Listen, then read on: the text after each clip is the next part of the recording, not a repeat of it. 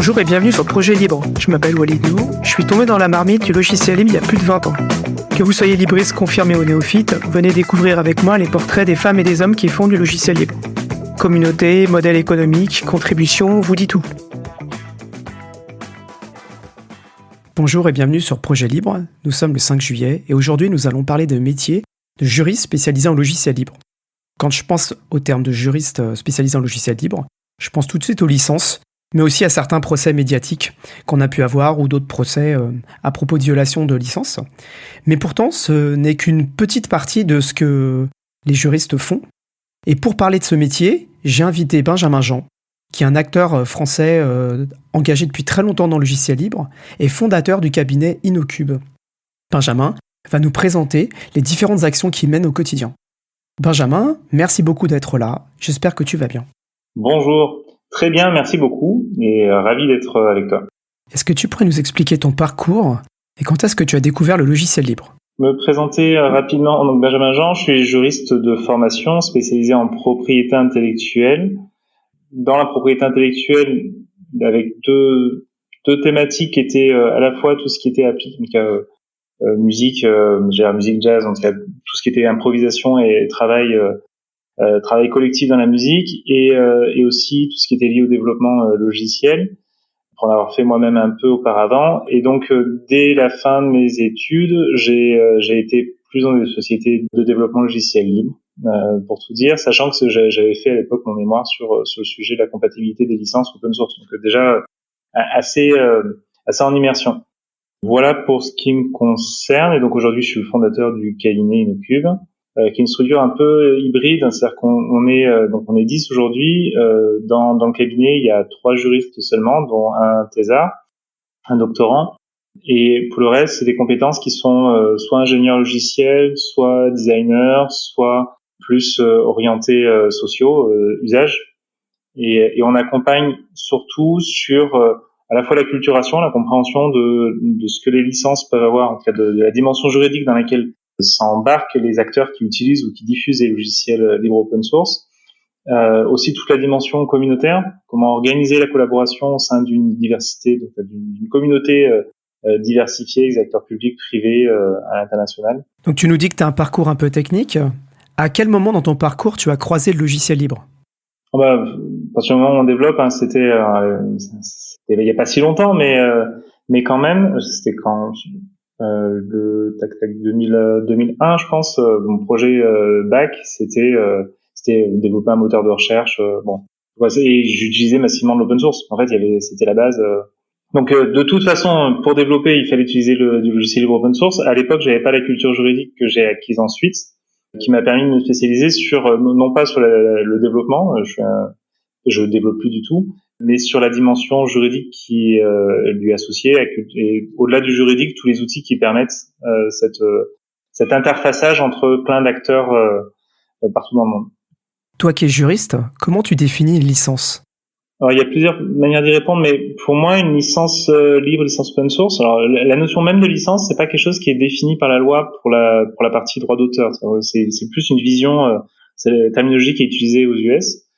La licence, c'est une offre de contracter, dans le sens où l'auteur d'un logiciel ou les auteurs associent à leur logiciel une offre, en disant si jamais vous voulez l'utiliser, alors vous devez respecter les conditions qui sont associées. Et donc c'est une offre de contracter par laquelle l'auteur donne, donc partage de manière non exclusive, c'est-à-dire qu'il partage ses droits, mais il les garde aussi pour lui, mais il s'en dépossède pas. L'ensemble de ses droits de propriété intellectuelle associés aux contributions qu'il a pu réaliser pour le monde entier, pour toute la durée des droits, et de manière gratuite. C'est un point qui est aussi important. Et donc celui qui veut utiliser le logiciel accède au logiciel, lit le contrat, l'accepte, et à partir de là, il peut bénéficier des droits qui sont dans la licence, dès lors qu'il respecte les conditions assorties au bénéfice de ces droits. C'est là parfois qu'il y a des mauvais usages. Si on respecte pas les conditions, alors la licence cesse et on devient contrefacteur.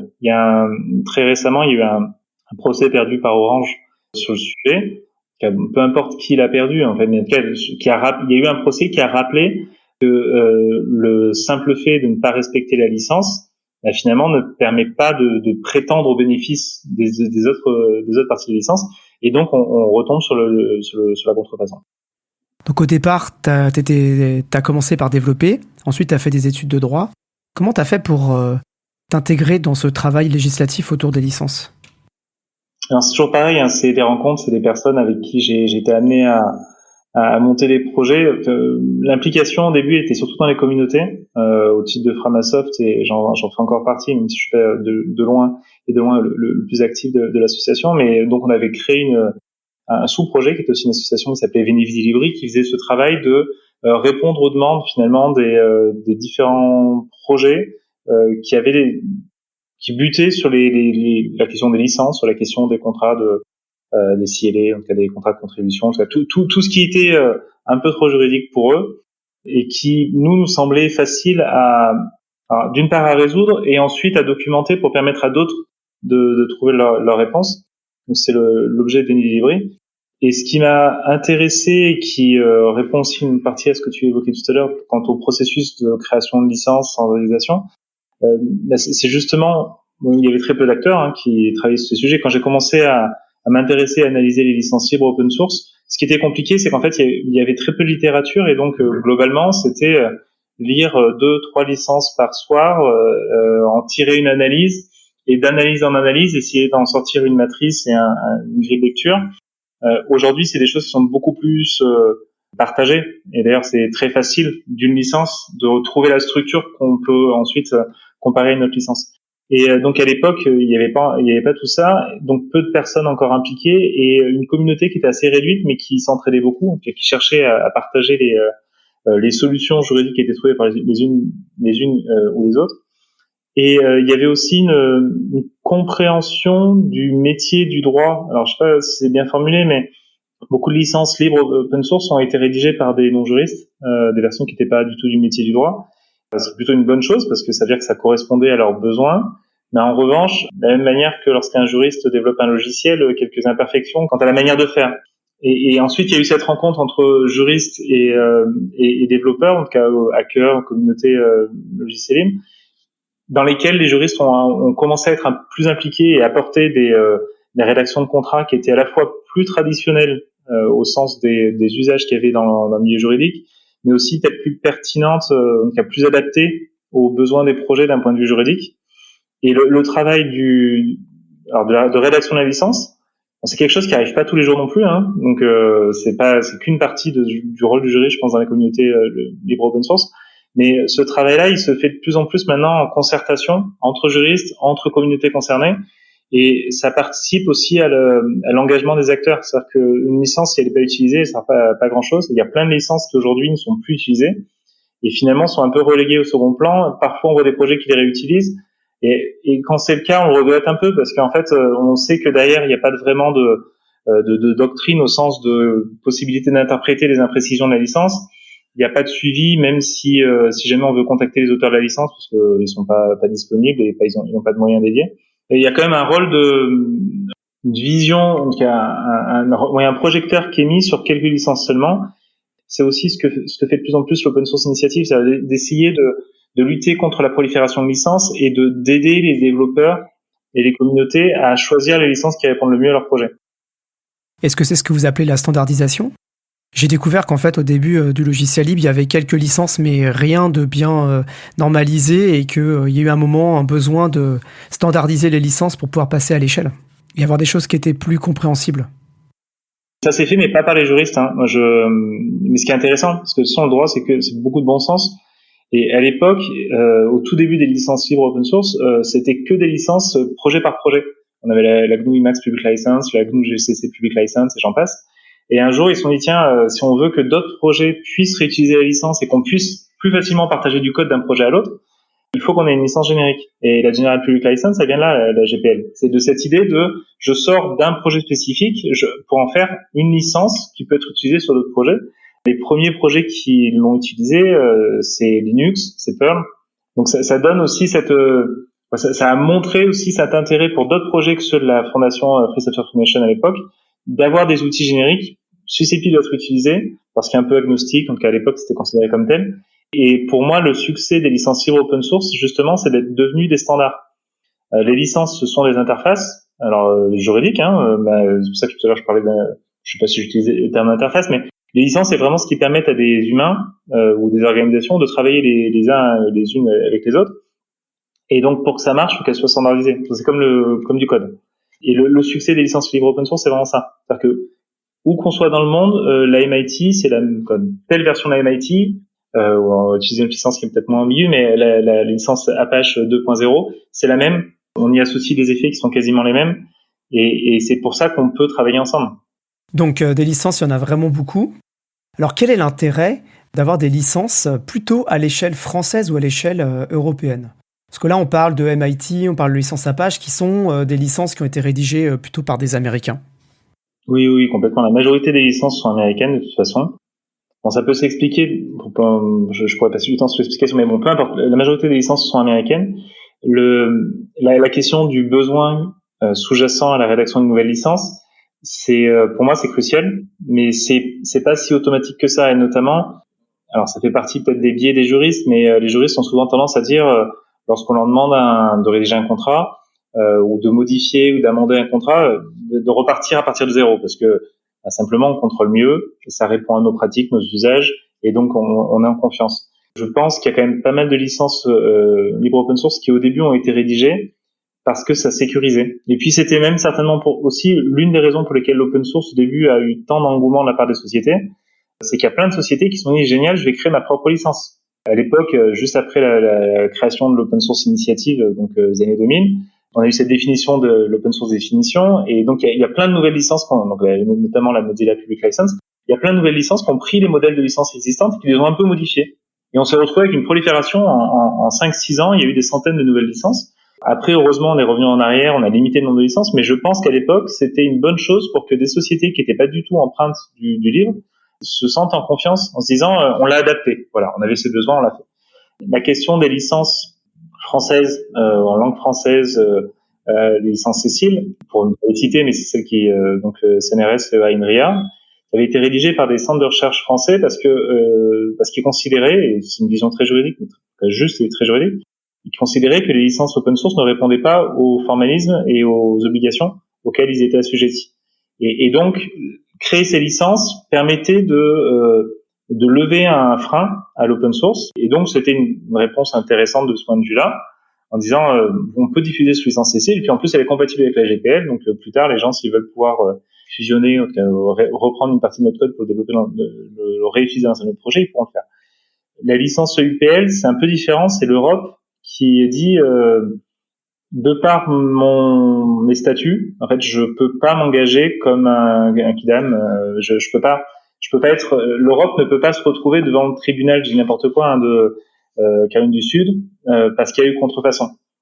Et donc il y a une posture qui était de dire, en fait, il faut nécessairement qu'on ait des contrats qui soient adaptés à la spécificité qui est l'Europe au vu du monde entier. Et donc, nouvelle licence qui est pas une licence inintéressante, mais qui là aujourd'hui est utilisée essentiellement par l'Europe pour ses propres programmes et qui n'a pas vocation à être utilisée par d'autres projets. En fait, telle qu'elle a été rédigée, c'est une licence qui permet surtout à d'autres projets de reprendre du code qui a été développé sous la licence EUPL, mais c'est pas une licence qui vise à centraliser sur ses propres des développements de tiers sur ses propres projets. Les licences Cécile en France, c'est un peu différent. Je pense que à l'époque, donc il y avait ce besoin. Aujourd'hui, il y a plus besoin. Et donc les gens utilisent des licences libre open source classiques, n'ont plus besoin d'utiliser les licences Cécile pour être rassurés. Au contraire, moi j'ai plutôt tendance, lorsqu'on en discute avec les centres de recherche, à les déconseiller d'utiliser les licences Cécile parce qu'en fait, ils se retrouvent, ça reprend ce que j'évoquais tout à l'heure, sans support interne ou voire parfois avec des désaccords sur la manière d'interpréter les licences. Je pense que la majorité du temps, quand on utilise une licence libre open source, c'est pour se simplifier la vie. Tout ce qui complique la collaboration, l'interprétation, qui amène à des discussions, négociations supplémentaires, c'est plutôt à éviter. En fonction des licences utilisées, ça peut être plus ou moins compliqué pour un développeur de contribuer à un projet. Donc je suppose que si tu es contributeur étranger sur un projet qui utilise une licence Cécile, ça doit être plus compliqué. Donc ça fait très cocorico, ça affiche le drapeau français. Ceux qui connaissent les licences vont dire de toute façon elle est compatible avec la GPL, donc j'ai même pas besoin de la lire, je vais réutiliser en GPL. Et ceux qui connaissent pas la licence, qui vont la lire pour essayer de la comprendre, c'est compliqué. D'autant que si on lit l'ensemble des licences Cécile, Pour moi, il y a des vrais sujets c'est pas aussi fluide et clair que ça devrait l'être. Tu as évoqué le fait que quand tu es arrivé, au départ, vous étiez dans une petite communauté de juristes et que vous parliez beaucoup. Qu'est-ce que ça représente, la communauté française des juristes dans laquelle tu travailles ? Et je suppose que c'est pas une communauté très grande, c'est que vous connaissez tous.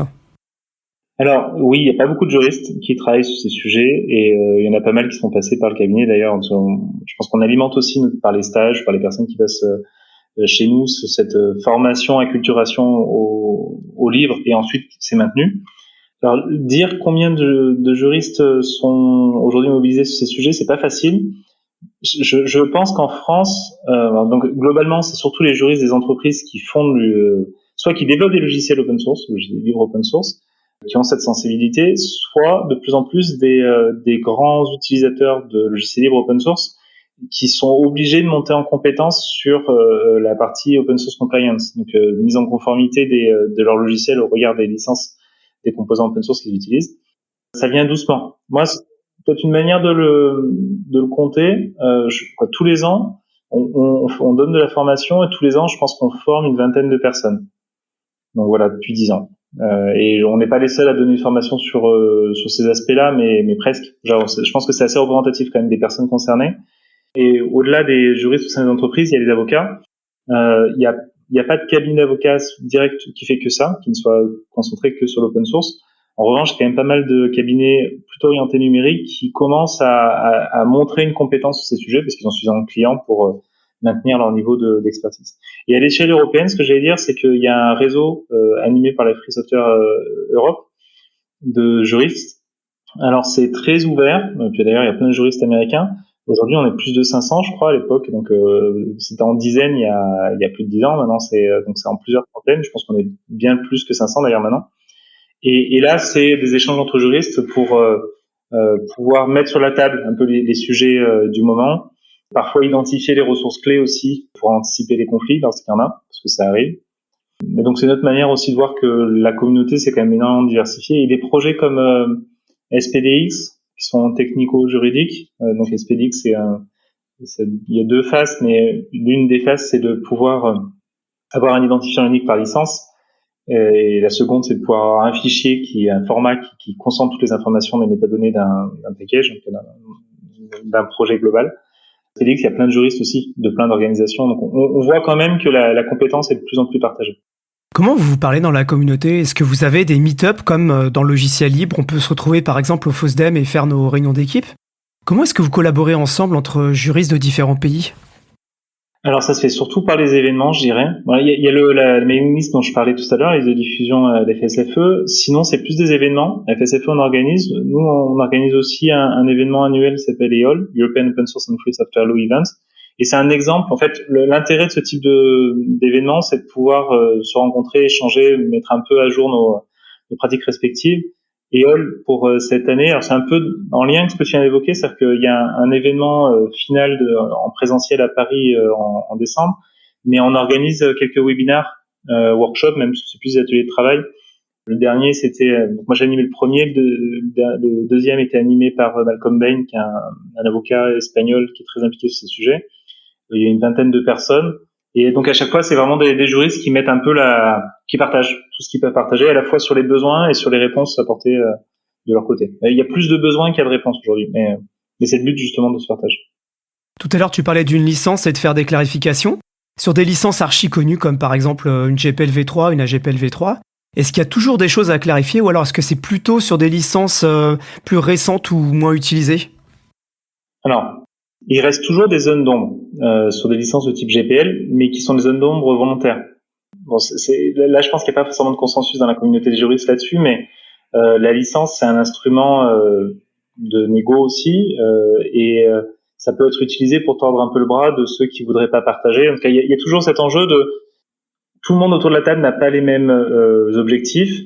Donc, il faut être conscient du fait qu'on soit pas tout le temps d'accord, de telle manière à se ménager quelques armes en cas de désaccord.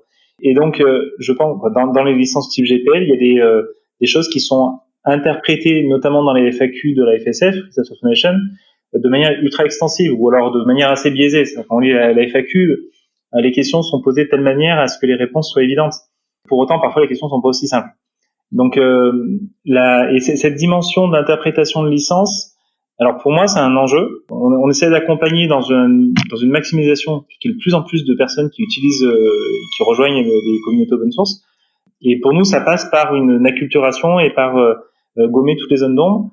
Sur la partie interprétation, on a lancé un projet, ça je n'en ai pas parlé tout à l'heure, mais ça rejoint un peu ce que j'évoquais, qui s'appelle Hermine.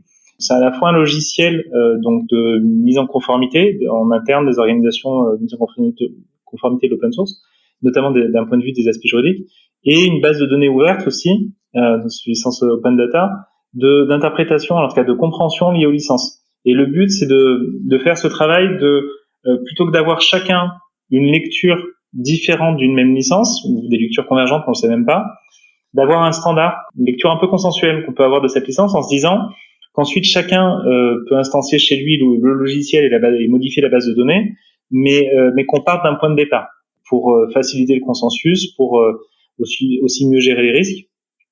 Et donc je pense qu'il reste encore un effort d'interprétation, mais on commence à trouver des solutions qui parfois sont techniques. L'exemple d'Hermine, c'est technique, même si ça repose d'ailleurs sur une communauté de juristes qui l'alimente.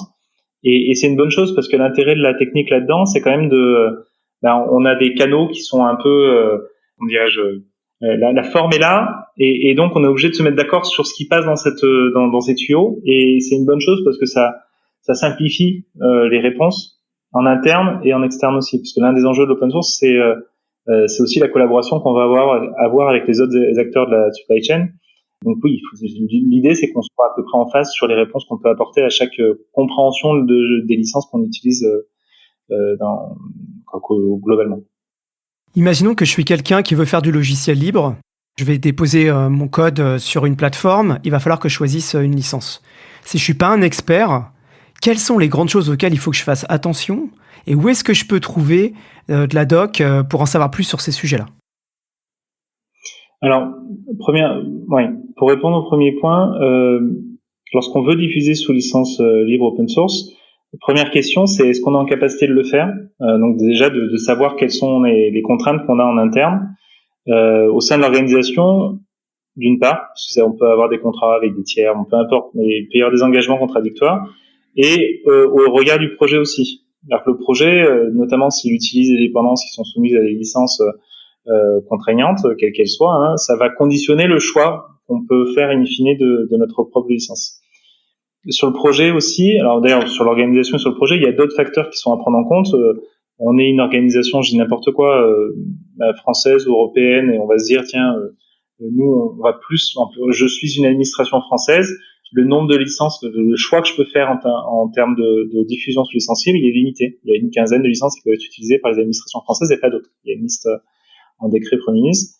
Bon, très bien, il faut le prendre en compte. Le projet lui-même, c'est un projet qui fonctionne en SaaS.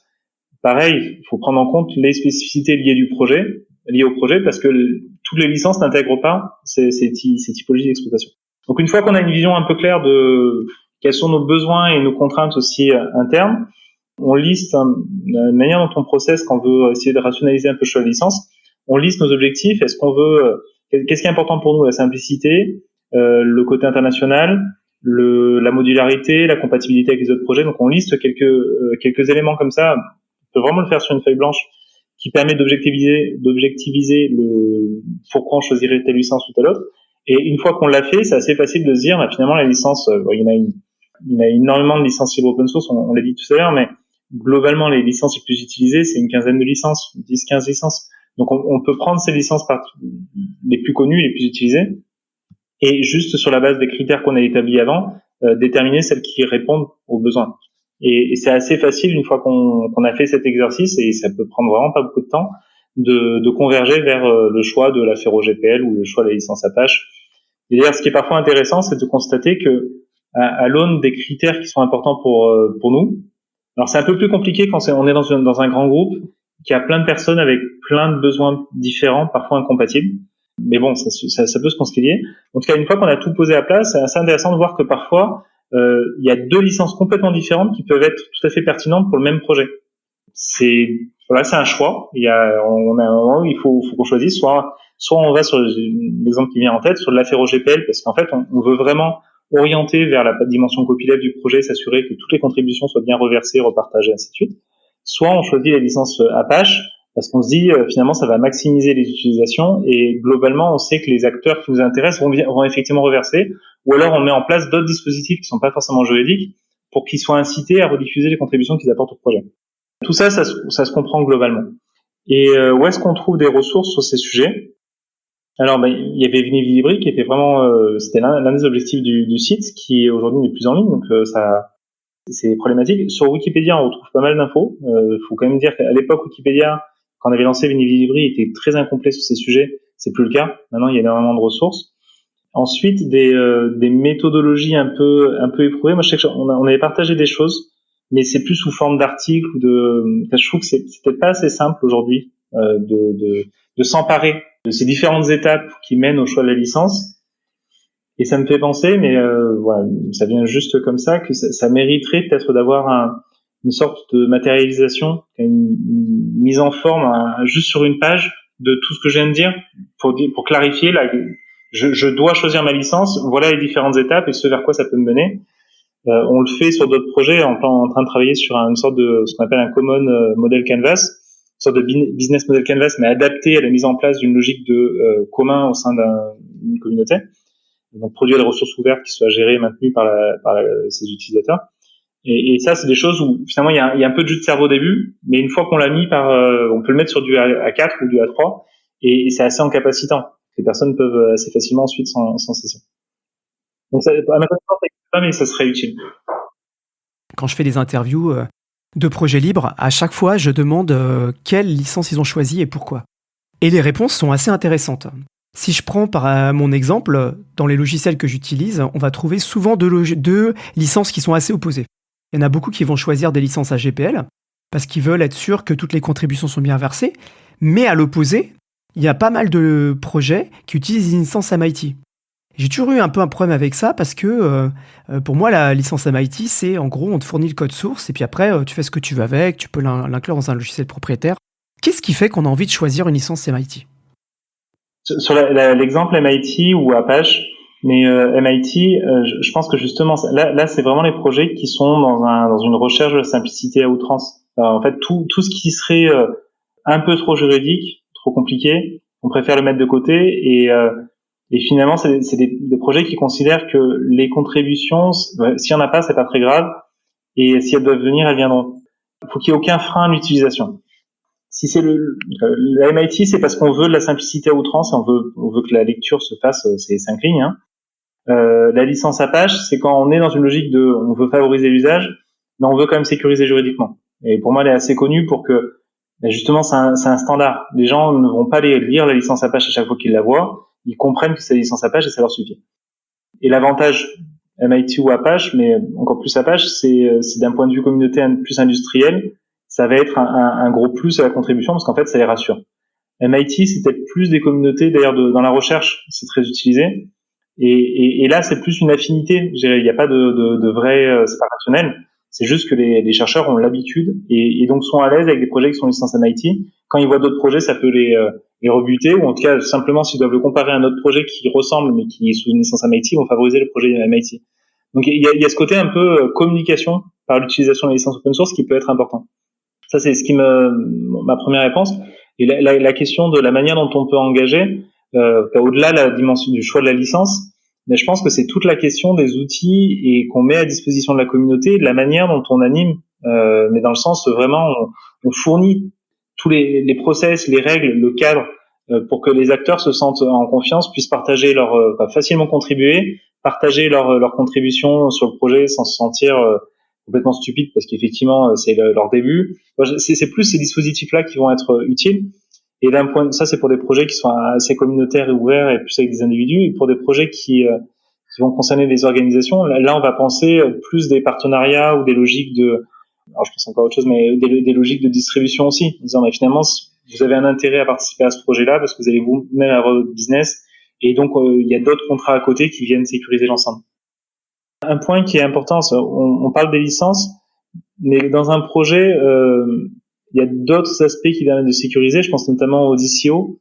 Les DCO, c'est ces petits documents qui sont alors moi, je sais plus quel terme j'utilisais en français, mais je disais attestation de paternité, ou en tout cas globalement c'est juste une déclaration de l'auteur qui dit que ce qu'il met sous le projet, il est conscient que c'est diffusé selon la licence du projet, donc déjà il valide que sa contribution sera bien diffusée sous licencié, et qui reconnaît, qui atteste et reconnaît qu'il a bien les droits sur ce qu'il contribue, et que s'il les a pas, il a les autorisations des personnes concernées.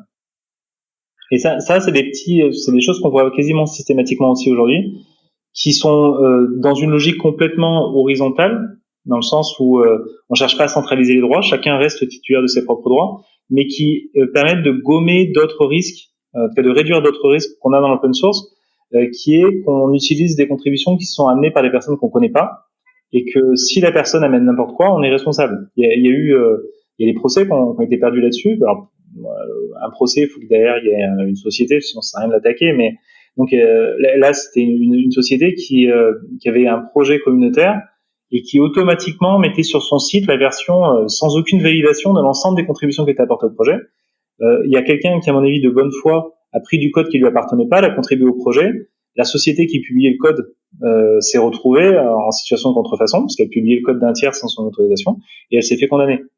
Là, l'enjeu, c'est comment est-ce qu'on peut réduire ce type de risque dans un projet communautaire, parce qu'on a intérêt à ce que les gens contribuent, mais il faut pas non plus que ça nous génère un risque trop important pour l'organisation.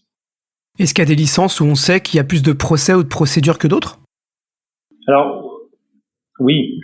En fait, les licences copyleft, donc avec obligation de partage à l'identique, telles que la GPL, c'est la plus connue, hein, mais la Fero GPL aussi, la MPL, l'Active Public License, le UPL, il y en a plein.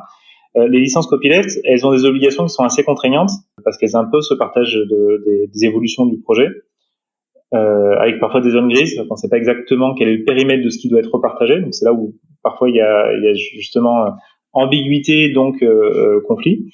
Mais ces licences, par ces obligations particulières, elles vont amener à plus de procès parce qu'en fait, lorsque ces obligations ne sont pas respectées, ceux qui ont partagé le code, les auteurs et titulaires de droit, ont tendance à agir assez violemment en disant écoutez, là, nous, c'est la principale condition qu'on associe à la réutilisation de notre code. Si vous le faites pas, vous êtes contrefacteur et on vous avertit une fois, la deuxième fois, on tapera très fort. Donc, je pense que c'est plutôt ces licences-là. Maintenant, pour relativiser ce que je viens de dire, il y a quand même beaucoup de procès qui concernent uniquement un non-respect du formalisme. C'est-à-dire que c'est des personnes qui se sont dit je partage pas le code source du projet que je réutilise parce que de toute façon il est disponible sur GitHub à tel endroit. Donc il fournit juste le lien. Oui, mais la licence vous demande de fournir le code source, pas le lien. Les sociétés maintiennent leur positionnement et le juge lit la licence et considère qu'effectivement elles auraient dû faire plus que ça et condamne la société pour non-respect de la licence. Donc là c'est un peu bête parce qu'en fait s'ils avaient été un peu à l'écoute de la communauté et qu'ils avaient mieux cerné les risques dans le sens pris en compte le principe même des licences libres open source qui est de s'appuyer sur la propriété intellectuelle et donc le risque d'action contrefaçon si c'était pas respecté, toutes ces organisations n'auraient pas été condamnées comme elles l'ont été. C'est un sujet qui revient régulièrement. Si tu fais un projet libre, t'as pas forcément beaucoup d'argent. Et si tu penses qu'il y a une violation de licence, dans ce cas-là, quels sont les organismes que tu as à disposition dans la communauté du libre pour t'aider à te défendre, car ça peut coûter très cher. Alors, le point, c'est que n'importe qui ne peut pas agir pour non-respect d'une licence. Je fais un aparté rapide, mais il y avait dans le projet de loi pour une république numérique, d'Axel Lemaire en 2016, il y avait une proposition d'un article qui visait à ce que des sociétés puissent défendre l'intérêt alors il parlait des communs, mais ça aurait complètement concerné le logiciel, donc de communautés qui étaient pas, de personnes qui diffusaient librement leurs produits, mais qui n'étaient pas en capacité d'agir par eux-mêmes. Et donc là, il y aurait eu des associations, type association de consommateurs, qui auraient été en capacité d'agir pour le compte d'eux. Ça n'a pas été retenu dans la loi telle qu'elle a été publiée in fine. Et c'est bien dommage parce que c'est le problème aujourd'hui, c'est que seuls les titulaires de droit sont en capacité d'agir pour violation de leur licence. Et donc, si ces titulaires sont pas structurés dans une association, dans une fondation, qui a une entité juridique, qui a les moyens de pouvoir agir en justice, parfois c'est un peu David contre Goliath. C'est quand même très difficile d'envisager d'agir contre un énorme acteur. Néanmoins, alors, en Allemagne, Harald de Welte, donc il y a énormément de procès en Europe et notamment en Allemagne qui ont été initiés par la même personne, un individu qui était un contributeur à Linux, à BusyBox, et qui sur ce fondement-là, en fait, avait la capacité, l'intérêt et la qualité d'agir. Et donc, ce qu'il faisait, c'est qu'il agissait lui, mais il était soutenu par des structures associatives locales qui le finançaient finalement dans ses actions. Ce qui était d'autant mieux que il le faisait pas pour gagner de l'argent, il le faisait juste pour faire respecter les licences. Et ce qu'il demandait, c'était que l'indemnisation des coûts du procès. Donc c'était pas rentable et je pense que c'était une application très louable et forte de sa part, mais lui demander en plus de tout payer, c'était compliqué. Il y a quelques structures qui sont des structures un peu parapluies, des fondations parapluies, des structures qui aident les projets. Celle qui irait le plus dans ce sens-là, c'est Software Freedom Conservancy, avec Bradley Kuntz, qui joue ce rôle d'héberger les projets, mais aussi d'agir pour défendre les intérêts des projets. Ils ont initié quelques procès, alors c'est très compliqué quand même, parce que souvent les personnes qui sont en contrefaçon sont aussi des partenaires, c'est le principe, donc c'est un peu le bâton d'un côté et le carotte de l'autre, et c'est pas toujours simple de savoir qui tape et qui propose la carotte, donc qui cherche à s'appuyer sur ces nouveaux entrants dans le logiciel libre open source pour renforcer l'écosystème, et qui tape sur ces mêmes acteurs parce qu'ils font pas encore bien les choses, donc parfois c'est complexe. Et donc il y a une structure, moi je pense au SFC, comme celle-ci, et en France, par exemple, je sais que c'était la Free Software Foundation France, je crois, donc elle a un chapitre d'une association locale qui avait aidé aussi Harald Welte pour agir contre Free à l'époque. La Free Software Foundation France, elle aide par quel moyen? Elle met à disposition des ressources ou de l'argent? De ce que je sais, mais là je suis pas assez impliqué dans la structure elle-même. Pour moi, la FSF France, c'est une coquille. Ça permet juste de soutenir des actions. Je suis pas sûr qu'ils aient de budget dédié, qu'ils puissent vraiment donner les moyens financiers. En revanche, ils font les contacts, ils font le réseau, l'interface avec d'autres acteurs qui ont les moyens et qui peuvent participer à. Donc je pense que là, à l'époque, c'était plus pour apporter un soutien et faire en sorte que l'action puisse aboutir, parce que pour quelqu'un qui n'est pas domicilié en France, d'arriver et d'agir voilà, c'était loin d'être simple. Et je pense qu'ils ont fait cette intermédiation finalement qui a rendu possible l'action. À ma connaissance, il y a pas de fonds dédiés, sauf peut-être dans les fondations qui ont leur propre budget. Et juste pour finir là-dessus, j'ai oublié son nom, mais il y avait aussi dans la communauté Linux une personne qui avait été un peu le troll sur le sujet, un contributeur historique qui agissait, mais à dessein personnel, c'est-à-dire qu'il agissait contre plein de boîtes juste pour pouvoir gagner de l'argent sur la base du non-respect des licences. Et ce que j'ai trouvé intéressant, c'est que la communauté s'est désolidarisée de ce comportement, justement parce que pour eux, c'était pas conforme à l'esprit du logiciel libre, l'open source. Et je pense que c'est une bonne chose, même si c'est pas encore tout à fait pérenne, mais que ça soit pas un business en tant que tel que d'attaquer des organisations parce qu'elles utilisent mal ou elles sont pas conformes aux licences. C'est un process qui prend du temps. Pour le voir avec tous les acteurs avec lesquels on travaille, c'est des gens qui sont quand même plutôt de bonne volonté. C'est rare qu'il y ait, c'est exceptionnel qu'il y ait une volonté de nuire ou qu'il y ait une vraie connaissance de la mauvaise application des licences. Si je reviens sur toi et sur le cabinet InnoCube, c'est quoi tes sujets quotidiens et vos sujets actuels? Donc on travaille principalement sur les logiciels libres open source, un peu open data et open source hardware, et on travaille sur parfois des démarches qui sont un peu plus macro, en tout cas global, type open science, open innovation ou pour sciences ouvertes et innovation ouverte, plus des postures d'innovation. On intervient à 3 niveaux, principalement au niveau des projets. On fait de l'audit de code. Donc là, c'est vraiment d'identifier dans le code qui est utilisé l'ensemble des dépendances récursives. Donc d'avoir un software bill of material le plus large, le plus exhaustif, associé auquel sont avec chaque licence qui correspondent à chaque partie de ces dépendances et de ses composants. On fait souvent ce travail de rectifier aussi les informations de licence qui sont pas les bonnes, parce que c'est encore beaucoup de métadonnées et c'est tout à fait perfectible, et d'en ressortir une analyse et une idée précise de quels sont les tenants et aboutissants au regard de l'ensemble de ces composants utilisés. Ça, le côté SBOM, c'est une partie de notre activité. On fait beaucoup sur les projets toujours de valorisation du projet, donc de définir quel est le modèle économique vers lequel on peut tendre en fonction des besoins, de ce à quoi répond le projet et de ses besoins et des communautés cibles. Ensuite, on fait beaucoup aussi de stratégie de politique open source. Donc là, c'est vraiment aller à la rencontre de l'ensemble des départements d'une organisation, comprendre quels sont leurs process, leurs enjeux, leurs moyens, et de voir dans quelle mesure ils peuvent changer pour mieux intégrer la conformité open source. Alors c'est un peu plus que conformité, parce qu'on intègre aussi tout ce qui est soutenabilité, donc vision des communautés sous-jacentes, éventuellement il peut y avoir des liens avec la qualité ou la sécurité. Alors ça, c'est plus pour les acteurs privés. Il y a quelques boîtes publiques aussi. On fait un peu de politique publique. Donc là, c'est d'intégrer dans des politiques. Alors, avec France Relance, il y en a eu pas mal en plus. Cette idée de tout ce qui va être financé doit être diffusé sous licence libre open source, doit être produit dans le cadre de communautés qui pérennisent aussi les ressources dans le temps. Donc de penser à ça. Le dernier point, le dernier niveau d'intervention, c'est plus l'écosystème. Dans le domaine de la mobilité, là, on est sur les véhicules intermédiaires. On l'a fait encore dans d'autres sujets, c'est de se dire comment est-ce qu'on réunit tous ces acteurs qui donc d'un marché plus ou moins développé pour qu'ils puissent produire des ressources ouvertes, partagées et les maintenir dans le temps. Donc là, c'est vraiment une vision systémique dans lesquelles les logiciels libres, open source, open data sont autant de moyens en fait d'amener une collaboration, à une clarification du cadre de collaboration de ces acteurs. Mais sur ce sujet des SBOM, là, des nomenclatures logicielles, c'est des entreprises qui viennent vous voir pour que vous fassiez ce travail? Parce que moi, je l'ai vu faire chez des industriels français quand j'étais en Presta. Et c'est un travail qui est vraiment long, fastidieux et qui demande des sacrées compétences techniques. Oui, là, c'est des entreprises où on le fait pour le compte des collectivités aussi pas mal. Il y a pas mal de collectivités territoriales qui sont dans cette logique on diffuse le projet en open source, on permet à d'autres collectivités de pouvoir les utiliser parce qu'ils ont les mêmes besoins, les mêmes missions que nous. Et ensuite, il y a des entreprises qui nous demandent aussi de les aider là-dessus. Alors, on le fait, généralement, c'est pas des choses qu'on essaye de pérenniser, dans le sens où on le fait pour les faire monter en compétences, et on essaye de documenter, d'accompagner aussi dans la compréhension de la méthodologie ces acteurs-là, parce que c'est pas parce que c'est nécessaire, mais effectivement, c'est fastidieux, et le but, c'est quand même que ça soit le plus automatisé possible.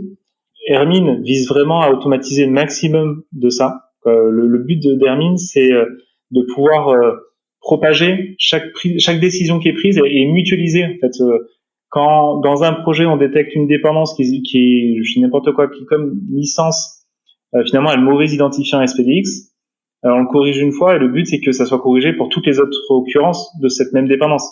Et ça, c'est des choses qu'on essaie d'associer, en tout cas de les outils. Le but d'Hermine, c'est qu'ils aient aussi les outils qui leur permettent de le faire durer dans le temps. Et oui, dernier point, c'est que effectivement, c'est des choses qui sont longues, mais c'est aussi un métier assez complexe en tant que tel. Générer des software bill of material. Il y a un vrai regain d'intérêt, une prise de conscience de ça, notamment parce qu'aux US, maintenant, c'est quelque chose d'obligatoire, dès lors qu'on travaille avec l'État. Il faut fournir des SBOM exhaustifs. Donc, il y a quand même de plus en plus d'acteurs qui se positionnent dessus, et c'est une bonne chose, parce qu'en fait, ce dont on se rend compte, c'est qu'avant, ce qui était livré aux clients ne correspondait pas à ce qui fonctionnait réellement sur les serveurs in fine. Donc, il y avait une méconnaissance, à cause du numérique, de la complexité peut-être du développement, assez énorme de ce qui était vraiment acheté et de ce que ça a emporté en termes d'incidence et de licence. Au niveau de l'État français, qui travaille sur ces sujets? En France, la DINUM a en interne qui est assez structurée, avec un pôle logiciel libre et commun numérique. Ils sont plusieurs maintenant, et c'est aussi le rôle de la DINUM que d'avoir une vision infrastructure de l'ensemble des administrations, d'aider les autres ministères à intégrer. On avait travaillé avec eux sur la politique de contribution logiciel libre de l'État français il y a quelques années, et qui visait aussi à être instanciable par n'importe quel ministère. Ensuite, au-delà de la DINUM, c'est des sujets qu'on entend dans les centres de recherche, c'est assez fréquent, et c'est même il y a un vrai besoin parce que il y a beaucoup d'open source dans la recherche, et dans la valorisation qui est faite des projets de recherche, en revanche, c'est des compétences qui sont encore peu connues et développées, et donc on intervient souvent avec eux. Ensuite, d'un point de vue plus stratégie politique, des acteurs assez moteurs, c'est par exemple l'ADEME, l'ANCT, l'Agence nationale pour la cohésion des territoires. Là, récemment, on a fait une mission pour le ministère de l'Éducation nationale. Pareil, en fait, qui de plus en plus utilise l'open source dans le cadre des services qu'ils fournissent au territoire, et incite aussi à la production de logiciels libres open source. Et pardon, j'y pense, en Europe, il y a comme une incitation assez forte au logiciel libre, au commun numérique aussi. Alors, je dis le terme commun numérique de manière volontaire, c'est quand même la terminologie qui simplifie parfois l'accès, en tout cas le changement de posture d'acteurs publics et privés. Pour moi, c'est assez représentatif du logiciel libre tel qu'on l'entend. C'est-à-dire que c'est orienté, c'est finalisé. C'est-à-dire qu'on pense aux utilisateurs, on pense aux communautés. Et l'idée des communs, c'est justement que ces communautés se saisissent finalement de ce dont elles ont besoin. Et donc, ça tend vers les logiciels libres alors qu'on parle de communs numériques. L'Europe le fait de plus en plus. C'est une prise de conscience qui est importante parce que ça renforce et ça soutient les politiques ensuite des États et dans les États des agences. Et au-delà de ça, à l'échelle européenne, il y a aussi des mutualisations qui sont intéressantes. On avait mené une mission il y a quelques années, il y a un an, pour l'Europe, qui s'appelait FOSEPS, qui visait à identifier les logiciels open source critiques utilisés par les administrations au sens ultra large, donc les villes françaises en font partie, donc tous les acteurs publics, de se dire finalement qu'est-ce qui est stratégique, critique, et c'était à la fois lorsqu'il y avait un usage entre guillemets très important, quand on se rend compte qu'il y a une bibliothèque ou un logiciel qui est utilisé par toutes les collectivités, j'exagère, mais oui, donc c'est critique, il faut pas que ça ne fonctionne plus, il faut faire attention à ce qu'il y a de vulnérabilité, ainsi de suite. Et l'autre situation, c'était critique parce que dans des situations qui sont effectivement critiques, je dis n'importe quoi, c'est pour favoriser le rôle du SAMU dans la calcul des itinéraires. Faut pas que du jour au lendemain ça fonctionne plus. Je suis peut-être pas le meilleur exemple, mais il y avait cette autre dimension aussi. Et ça, c'est intéressant de voir que l'Europe se saisit de cette vision un peu haute et stratégique de l'open source et dans l'idée d'apporter des réponses qui, pour certaines, sont des financements, mais pas que.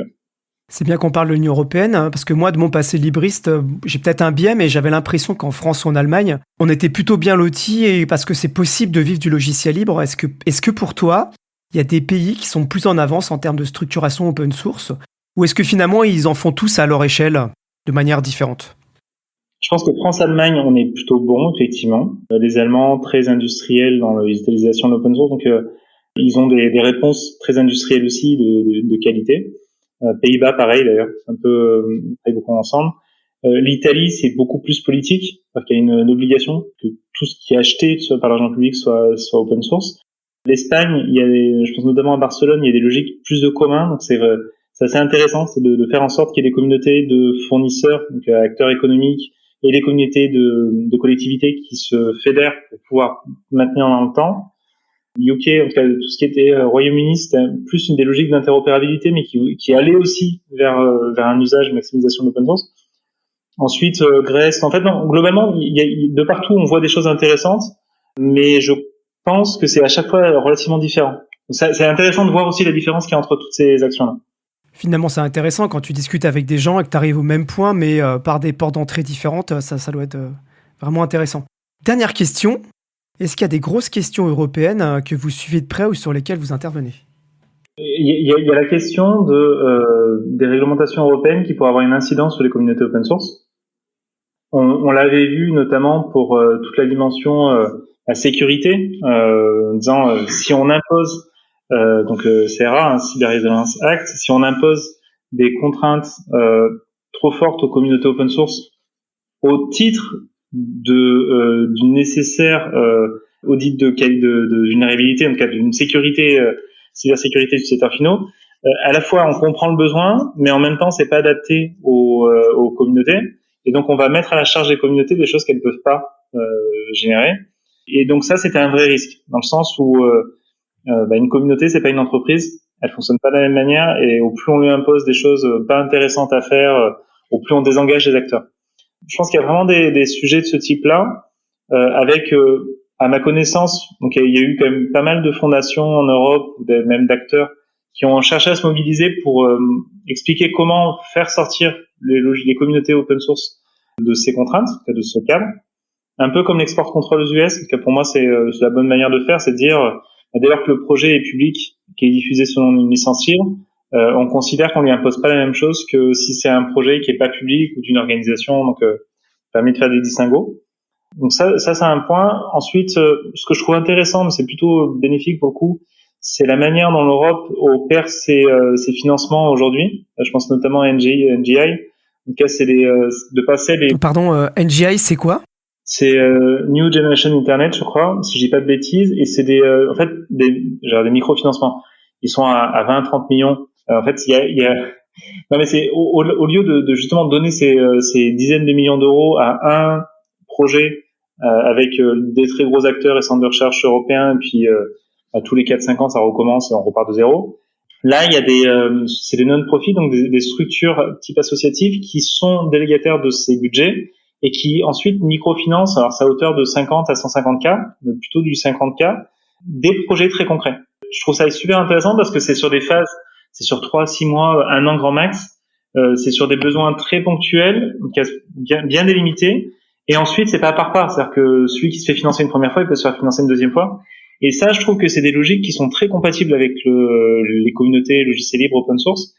Et c'est très simple d'y répondre. Donc ça, je trouve que c'est vraiment une super évolution d'un point de vue financement européen. Parce qu'avant, ils étaient détachés du terrain. Et là, à l'inverse, moi, j'ai l'impression qu'ils sont beaucoup plus proches du terrain que la majorité des autres financements qu'on peut voir. De tes propos, je dirais que en termes de logiciels libres, l'avenir semble radieux, ou tout du moins, ça semble positif. Bon, j'ai tendance à être optimiste de manière générale. On a la chance actuellement, il y a la dynamique est vraiment très favorable. C'est pas quelque chose de pérenne dans le sens où ça repose sur quelques individus, ça repose sur quelques expérimentations. Donc c'est pas cranté, c'est pas gravé dans le marbre, mais c'est quand même tellement mieux que ce qu'il y avait dit il y a 10 ans. J'ai l'impression qu'on va dans le bon sens et qu'en plus avec cette convergence qu'il y a entre des actions de plein de ministères, des acteurs privés aussi qui comprennent ces logiques de mutualisation, et donc de développement logiciel libre et communautaire des projets, on avance dans le bon chemin. Et je pense qu'au plus ça va, au plus le numérique ira vers ça. Alors, je pourrais mettre des réserves, mais je pense que maintenant tout le monde a conscience qu'il faut s'approprier, en tout cas comprendre ce qu'on utilise, et qu'il n'y a pas de meilleure façon que de participer à la gouvernance des projets qu'on utilise. Donc, il y a une maturité croissante quand même, acteurs publics et acteurs privés. Et je pense que ça va vraiment dans le sens du développement du logiciel libre et d'une société plus libre et ouverte. De mon point de vue, j'avais aussi l'impression que le RGPD avait donné un coup de fouet à l'utilisation du logiciel libre, avec toutes les problématiques de confidentialité et propriété des données. En fait, surtout, pour moi, d'un point de vue, et une question quand on parlait de Framasoft déjà rapidement, mais d'un point de vue privacy, en tout cas respect de la vie privée, ce dont on est conscient, c'est que si on s'appuie sur des solutions gratuites qui sont fournies par des acteurs outre-Atlantique ou chinois, oui, effectivement, nos données, c'est ce qui permet de rentabiliser leurs services. À l'inverse, si on s'appuie sur des acteurs locaux, si on peut pas le faire soi-même, on a d'autres coûts, mais qu'on maîtrise et on sait pourquoi on les a. Et donc, ça permet, pareil, de mieux comprendre, je pense, qu'on achète, pourquoi, comment, de mieux appréhender le numérique. Il y a des sujets qu'on a à peine abordés qui mériteraient une émission complète. Je pense en particulier au modèle économique du logiciel libre, car c'est vraiment le genre de sujet qui m'intéresse beaucoup. Puisque c'est l'heure de conclure maintenant, je vais te laisser la parole, Benjamin. Est-ce qu'il y a des sujets ou un message que tu voudrais faire passer ? C'est la tribune libre, c'est à toi. J'ai déjà dit énormément de choses. Moi, tout ce que j'aurais envie d'ajouter, c'est que pour l'instant, enfin, pour moi, j'aime bien l'expression la voie est libre, la route est longue mais la voie est libre. Non mais globalement, on sent que le sens de l'histoire est celui qu'on avait en tête et c'est plutôt une bonne chose. Il y a encore énormément de besoins d'acculturation, et puis de monter en compétence sur tous ces sujets.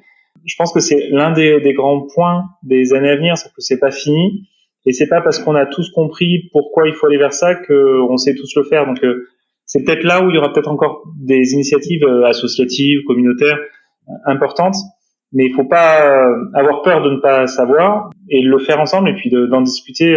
Je suis ravi d'avoir eu cet échange maintenant. J'avais tout à l'heure un appel avec un projet qui se posait plein de questions sur l'utilisation justement de l'open source, des incidences d'un point de vue économique. Il faut en parler. Tout le monde a envie que ça avance et de partager les connaissances, donc faut surtout pas hésiter. Eh bien, c'est un très bon mot de la fin. Merci d'avoir pris du temps, Benjamin, pour parler des sujets qui sont au quotidien et que tout le monde mériterait de connaître finalement parce que c'est des questions de gouvernance, d'argent public, de ce qu'on veut comme type de société. Donc, merci d'avoir pris le temps de discuter avec nous. J'espère te recroiser bientôt. Ça sera de même. Ravi, à très vite. Et pour les auditeurs et les auditrices, si ça vous a plu, n'hésitez pas à en parler autour de vous, à partager sur les réseaux sociaux, à nous laisser un commentaire aussi sur les plateformes de streaming. Le podcast est disponible sur toutes les bonnes plateformes de streaming. Restez connectés pour les prochains épisodes. Il y a encore des interviews passionnantes dans des domaines tout à fait différents à venir. Je vous souhaite une très bonne journée. À bientôt.